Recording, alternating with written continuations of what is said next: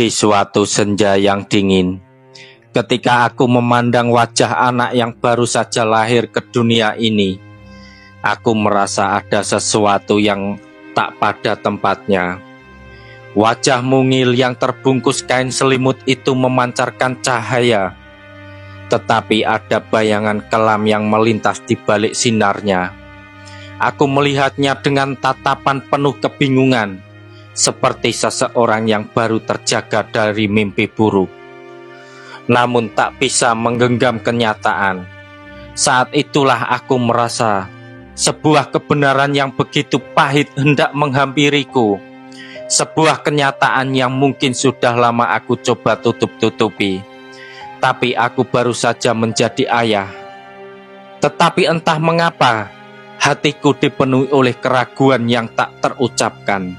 Maya, istriku, adalah wanita yang penuh dengan pesona dan kecantikan, seperti bunga yang selalu mekar di musim semi, dan memberikan aku dunia yang penuh dengan warna. Namun seiring berjalannya waktu, ada sesuatu yang mulai pudar, seperti langit yang perlahan terlindung awan gelap. Aku mulai merasakan adanya jarak yang semakin lebar di antara kami, sebuah jarak yang tak bisa kuukur dengan waktu. Kami telah menjalani kehidupan bersama selama bertahun-tahun, namun dalam diam ada sesuatu yang semakin menekan, seperti debu yang menumpuk di bawah karpet. Maya hamil, dan meskipun itu adalah momen yang paling aku nantikan, aku merasakan ada ketegangan yang aneh. Setiap kali aku memandang perutnya yang membesar, aku merasa seperti ada sesuatu yang tersembunyi di baliknya. Seperti setiap detak jantungnya yang berdebar-debar, hatiku pun berdetak dengan pertanyaan-pertanyaan yang belum terjawab.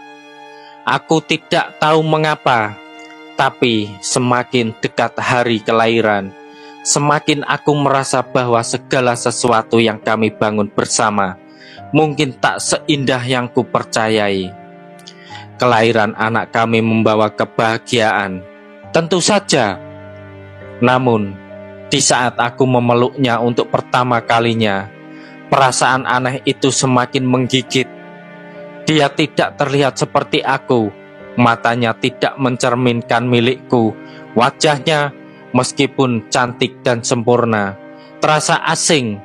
Bahkan bayi itu yang lahir dengan tangisan, yang nyaring, yang seharusnya membawa kebahagiaan, meninggalkan rasa kosong yang menggerogoti hatiku. Akankah ini hanya paranoia, ataukah ada sesuatu yang lebih dalam dari apa yang aku lihat? Aku mencoba meyakinkan diri bahwa semuanya baik-baik saja. Namun semakin hari, perasaan itu semakin tak bisa kuabaikan. Aku mulai mencari cara untuk mengungkapkan keraguan yang mengganggu hatiku. Hari demi hari, aku memperhatikan setiap detail, setiap gerakan, setiap tatapan Maya terhadap anak kami. Sesuatu terasa aneh. Meski dia memperlakukan anak itu dengan penuh kasih, tapi ada yang hilang. Ada jarak antara mereka yang tak bisa dijelaskan dengan kata-kata. Matanya tak pernah secerah dulu, dan suaranya meski lembut, tidak lagi sama seperti saat kami dulu berbicara. Lalu suatu hari, aku tidak bisa lagi menahan rasa penasaran itu. Aku memutuskan untuk mencari tahu, meski aku tahu betapa berbahayanya jika aku salah. Dengan hati yang gelisah, aku mulai mencari bukti yang mungkin bisa mengungkapkan segalanya. Aku membuka dokumen rumah sakit, memeriksa tanda lahir anak kami. Dan ketika aku melihatnya, aku menemukan sesuatu yang mengerikan. Nama sang ayah tertera di sana, dan itu bukan namaku. Saat itu, seolah seluruh dunia berhenti berputar. Aku terdiam, tubuhku membeku, seolah-olah aku baru saja menyadari bahwa aku sedang berada di sebuah mimpi buruk yang tak kunjung berakhir. Aku merasa dikhianati. merasa seperti seseorang yang terjebak dalam kebohongan yang terlalu besar untuk diterima. Maya, apa yang telah kamu sembunyikan dariku? Mengapa kau tidak pernah memberi petunjuk sedikit pun? Aku tidak bisa berhenti bertanya-tanya. Apakah selama ini aku benar-benar mengenalmu? Akankah aku mampu menerima kenyataan ini? Hati ini yang dulu penuh dengan cinta untukmu, kini terbalut oleh serpian-serpian kebohongan yang perlahan-lahan membuatku terhuyung. Aku ingin tahu, tetapi aku takut jika kebenaran itu lebih mematikan daripada kebohongan yang ku tahu. Suatu malam, ketika suasana hati kami semakin tegang membungkus rumah dengan sepi, duduk bersama di ruang tamu yang tak lagi terasa hangat, dia menatapku dengan tatapan yang penuh ketakutan, seolah tahu bahwa perasaan yang kupertanyakan tak bisa lagi dihindari. Apa yang ingin kamu katakan, Rizky? Tanya dia. Suaranya terdengar, meski dia berusaha untuk tetap tenang.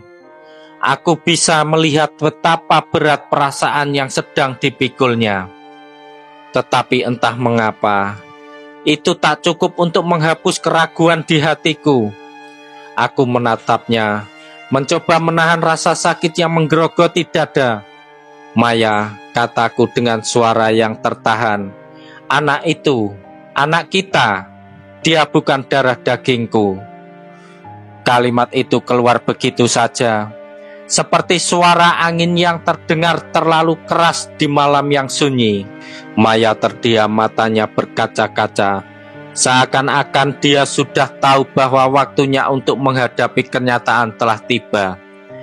Aku tahu kamu akan tahu, jawabnya dengan suara serak. Ini bukan sesuatu yang aku ingin sembunyikan, Rizky, tapi aku terlalu takut untuk mengatakan yang sebenarnya. Dia mulai bercerita tentang bagaimana dia terjerat dalam sebuah hubungan dengan seseorang sebelum kami menikah, dan bagaimana semuanya terjadi begitu cepat. Aku mencintaimu, katanya, tapi aku juga terluka.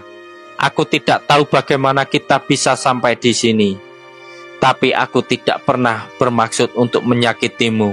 Aku hanya bisa duduk diam, mendengar kata-katanya yang menusuk, merasakan setiap patah kata yang seharusnya tak pernah keluar dari mulutnya. Hatiku hancur, dan aku tahu meskipun cinta masih ada, tak ada lagi jalan untuk kembali ke masa lalu.